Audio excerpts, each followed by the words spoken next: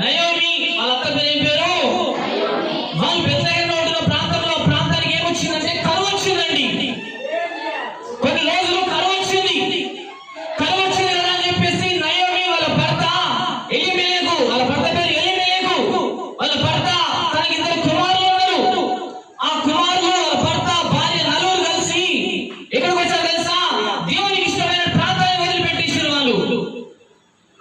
దేవుడు నివసించాలనుకుంటున్న ప్రాంతాన్ని వదిలిపెట్టేశారు వాళ్ళు. దేవుడు ఉన్నటువంటి ఊరిని వదిలేశారు వాళ్ళు. దేవుడు ఇష్టంగా చూసుకుంటున్నటువంటి ఆ ప్రాంతాన్ని ఏం చేశారు? వాళ్ళు వదిలేశారు. కరువు వచ్చిందని చెప్పేసి, కష్టం వచ్చిందని చెప్పేసి, తినడానికి ఆహారం లేదని చెప్పేసి, కదా తాగడానికి నీళ్ళు లేదని చెప్పేసి, ఇక్కడ సంపాదన లేదని చెప్పేసి ఏం చేసినా ఆ యొక్క ప్రాంతాన్ని వాళ్ళు వదిలేసి మోయాబు అనే ప్రాంతానికి రావడం జరిగిందండి. హల్లెలూయా. ఆ ప్రాంతానికి వస్తే ఆ ప్రాంతంలో ఆహారం సమృద్ధిగా దొరుకుతుంది. ఆ ప్రాంతంలో మరి మంచిగా కట్టుకోవడానికి బట్ట ఉంటుంది, తాగడానికి నీరు ఉంటాయి, సంపాదన ఉంటుంది, కష్టం చేసుకోవచ్చు అని చెప్పేసి ఏ ప్రాంతానికి వచ్చారు? కదా మోయాబు అనే ప్రాంతానికి రావడం జరిగిందండి. హల్లెలూయా. కదా బెత్లెహేము అనే ప్రాంతాన్ని వదిలేశారు వాళ్ళు. వదిలేసి వేరొక ప్రాంతాన్ని ఎంచుకున్నారు. ఎఫ్రాయిం అనే ప్రాంతానికి ఎంచుకున్నారు. ఆ ప్రాంతంలో వాళ్ళు బస చేస్తా ఉన్నారండి. హల్లెలూయా. దేవునికి ఇష్టమైన ప్రాంతాన్ని వదిలేసుకొని, దేవుడు దీవించే ప్రాంతాన్ని వదిలేసుకొని మిగతా ప్రాంతాన్ని సెలెక్ట్ చేసుకొని ఎఫ్రాయిం అనే ప్రాంతంలో వాళ్ళు జీవించడం స్టార్ట్ చేశారు. హల్లెలూయా.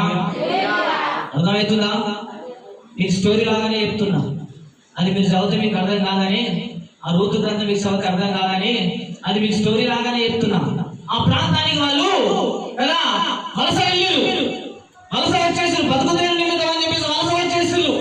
అక్కడ తిన్నవాసం ఏర్పాటు చేసుకున్నారు. ఎందుకంటే అక్కడ తినడానికి తిండి ఉంది, కట్టుకోవడానికి బట్ట ఉంది కదా, మంచి సంపద ఉంది, మంచి పనులు దొరుకుతున్నాయి కదా. అలాంటి ప్రాంతంలో కరువు వచ్చని చెప్పేసి ఈ ప్రాంతానికి వచ్చారు. కాలం గడిచింది, కొద్ది రోజుల కాలం గడిచింది. కొద్ది రోజుల తర్వాత ఈ నయోమి వాళ్ళ భర్త చనిపోయాడండి. హల్లెలూయా. నయోమి వాళ్ళ భర్త చనిపోయిన కొద్ది రోజుల తర్వాత ఆమెకి 2 కొడుకులు ఉన్నారు. ఎవరికి? నయోమికి 2 కొడుకులు ఉన్నారు కదా. వాళ్ళ పేర్లు కూడా ఇక్కడ రాయడం జరిగింది. వాళ్ళ పేర్లు ఏంటంటే మహలోను, కిల్యోను. ఒకసారి పలుకుతారా? మహలోను, కిల్యోను అనే 2 కుమారులు ఉన్నారు కదా. కొంచెం పేర్లు పలకడానికి మనకు అలవాటు ఉన్న పేర్లు కాదు కదా. మనకు అలవాటు ఉన్న పేర్లతో మనం ఈజీ కలుగుతాం. మహలోను, కిల్యోను అనే 2 కుమారులు ఉన్నారు కదా.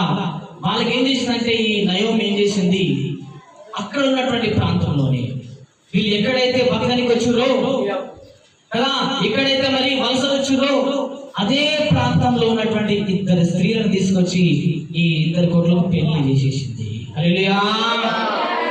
కదా దాంట్లో ఒక ఆయన పేరేమో రూతు, ఒక ఆయన పేరేమో ఓర్పా. హల్లెలూయా. ఏం పేరు? నయోమికి 2 కొడుకులు. ఒక ఆయన పేరేమో ఏం పేరు? రూతు. ఇంకొక ఆయన పేరు ఏం పేరు? ఓర్పా. ఒక ఆయన పేరేమో రూతు, ఇంకొక ఆయన పేరేమో ఓర్పా. వీళ్ళు మరి దేవునికి సంబంధించినటువంటి మనుషులు కాదు. వీళ్ళు బెత్లెహేములో ఉన్నటువంటి మనుషులు కాదు. ఎవరు? రూతు వాళ్ళు. బెత్లెహేములో పుట్టినటువంటి స్త్రీ కాదు రూతు కదా. మరి ఎఫ్రాయిం అనే ప్రాంతంలో జన్మించినటువంటి వీళ్ళని కదా ఆ యొక్క నయోమి ఏం చేసి తెలుసా, కోడలుగా పెళ్లి చేసుకుంది. 10 సంవత్సరాల పాటు కాలం గడిచిందండి. 10 సంవత్సరాల పాటు కాలం గడిచిన తర్వాత ఏమైందో తెలుసా, ఈ నయోమికి ఉన్నటువంటి 2 కొడుకులు చనిపోయారు. హల్లెలూయా. ఈమెకున్నటువంటి 2 కొడుకులు చనిపోయారు కదా.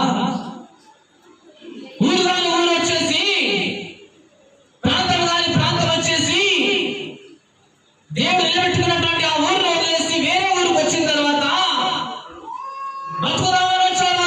అసలు వాస్తవానికి బతుకుదామని వచ్చారు, డబ్బులు సంపాదించుకుందామని వచ్చారు, తినడానికి తాగడానికి మంచిగా ఉంటుందని చెప్పేసి వచ్చారు, సిరి సంపదలు బాగా ఉంటాయని చెప్పేసి ఆశించి వచ్చారు.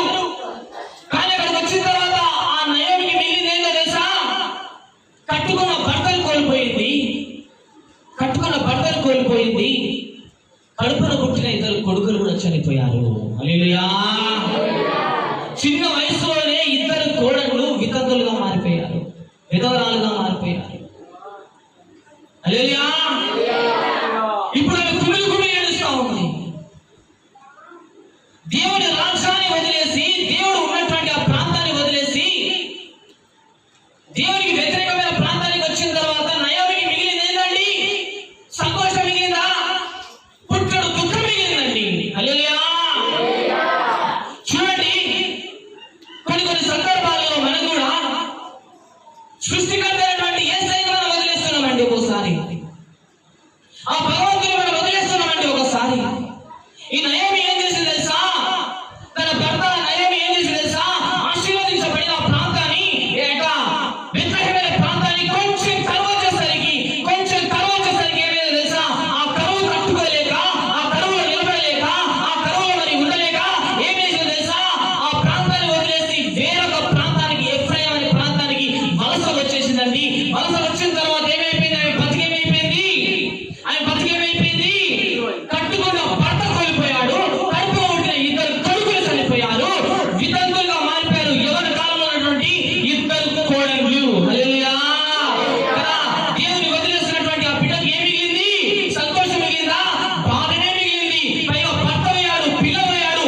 పుట్టెడు దుఃఖంలో కుమిలిపోతా ఉంది. ఇప్పుడు రోజుల్లో మిగిలిపోతా ఉంది. ఇప్పుడు ఆ యొక్క నయోమి, అయ్యో నేను దేవుడికి దూరం అయిపోయానే, దేవుడి రాజ్యానికి దూరం అయిపోయానే, దేవుడి ప్రాంతానికి దూరం అయిపోయానే, కొంచెం కరువు అని చెప్పేసి కరువు తట్టుకోకుండా నేను సుఖానికి వెళ్ళిపోయాను కదా, ఇప్పుడు అక్కడికి వెళ్దామని నా దేవుడు నా చెయ్యి వదిలేస్తాడే, ఇప్పుడు ఎలా బతకాలని చెప్పేసి ఆమె సతమత పడిపోతా ఉందండి. హల్లెలూయా.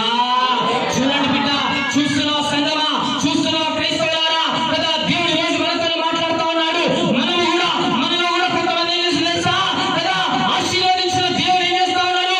వదిలేస్తా ఉన్నాడు. కొంచెం కష్టం రాగానే, కొంచెం అప్పులు రాగానే, కొంచెం బాధలు రాగానే, కొంచెం కన్నీరు రాగానే, కొంచెం దుఃఖం రాగానే ఏం చేస్తా ఉన్నారు కొంతమంది క్రైస్తవులు? యేసు ప్రభు నాకు వద్దు, యేసయ్య వద్దు, కదా నిలబడి జీవితం మంచిగుందని చెప్పేసి ఎక్కడైతే మంచిగా ఉంటుందో అదే ప్రాంతానికి వెళ్ళి ఏం చేస్తుంది తెలుసా? పుట్టెడు దుఃఖానికి లోనవుతా ఉన్నారు. హల్లెలూయా. దేవుని వదిలేసి, ఆశీర్వదించే దేవుని వదిలేసి, ఆయన రెక్కల కింద నీడను వదిలేసి, కదా ఏం చేస్తారు కొంతమంది క్రైస్తవులు? కదా అన్ని ఆచారాల ప్రకారం వెళ్ళిపోతా ఉన్నారు, అన్ని ఆచారాల ప్రకారం పాటిస్తా ఉన్నారు, అన్నిటికి దగ్గరైపోతా ఉన్నారు, ఈ లోకానికి దగ్గరైపోతా ఉన్నారు.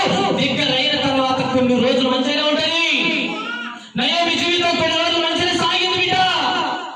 అప్పుడే ఆ యొక్క కష్టాలు రాలేవారు నయోమికి, అప్పుడే బాధలు రాలేవు నయోమికి, తన కుటుంబంలో అప్పుడే దుఃఖం రాలేదు, తన కుటుంబంలో అప్పుడే వేదన రాలేదు. కొన్ని సంవత్సరాలు గడిచింది, మంచిగానే ఉన్నది, ఇదే జీవితం అనుకున్నది. అక్కడ ఉండింటే నాకు తినడానికి తిండి దొరికేది కాదని చెప్పేసి అనుకున్నది, అక్కడ ఉండింటే చచ్చిపోయే వాళ్ళ కదా అని చెప్పేసి అనుకున్నది. 10 సంవత్సరాల పాటుగా సుఖంగా సంతోషంగా అనుభవించింది. కానీ ఏమైపోయిందో తెలుసా? అక్కడ ఎవరి నీడ లేదు, అక్కడ ఎవరి రెక్కలు లేవు, అక్కడ ఎవరి కంచె లేదు, యేసయ్య కంచె లేదు, దేవుని నీడ లేదు, దేవుని రెక్కలు లేదు. కాబట్టి ఏమైపోయిందో తెలుసా? 10 సంవత్సరాల తర్వాత ఒకదాని వెంట ఒకటి ఆమె శోధన రావడం స్టార్ట్ అయిపోయింది. హల్లెలూయా. మీరు చూడండి, దేవుని వదిలేసి వెళ్ళిపోయినటువంటి వాళ్ళ కుటుంబాలు మీరు గమనించండి. ఎప్పుడు మీకు కనిపిస్తే చూడండి, స్టార్టింగ్ లో ఉండి మంచిగా ఉండి, దాని తర్వాత దేవుని వదిలేసి వెళ్ళిపోయినటువంటి కుటుంబాలు ఇప్పుడు ఎట్లా ఉన్నాయో చూడండి అండి. ఒకసారి వాళ్ళని కదిలించి చూడండి. వాళ్ళ చుట్టుముట్టు అప్పులే, వాళ్ళ చుట్టుముట్టు కష్టాలే, వాళ్ళ చుట్టుముట్టు వేదనలే, వాళ్ళ చుట్టుముట్టు కన్నీలే కదా. చూడండి, దేవుని నమ్ముకున్నాం కాబట్టి మనకి ఎట్లా ఉండాలి? కొంచెం ఓపిక ఉండాలి.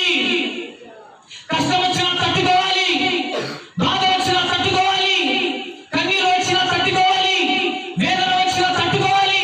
ఎవరైతే తట్టుకొని నిలబడతా ఉంటారో కదా, ఎవరైతే తట్టుకొని నిలబడతా ఉంటారో వాళ్ళండి యేసయ్య బిడ్డలు. హల్లెలూయా. ఎవరు వాళ్ళు? యేసయ్య బిడ్డలు. కష్టాన్ని తట్టుకున్న వాళ్ళు యేసయ్య బిడ్డలు, బాధలు తట్టుకున్న వాళ్ళు యేసయ్య బిడ్డలు, కన్నీరు తట్టుకున్న వాళ్ళు యేసయ్య బిడ్డలు.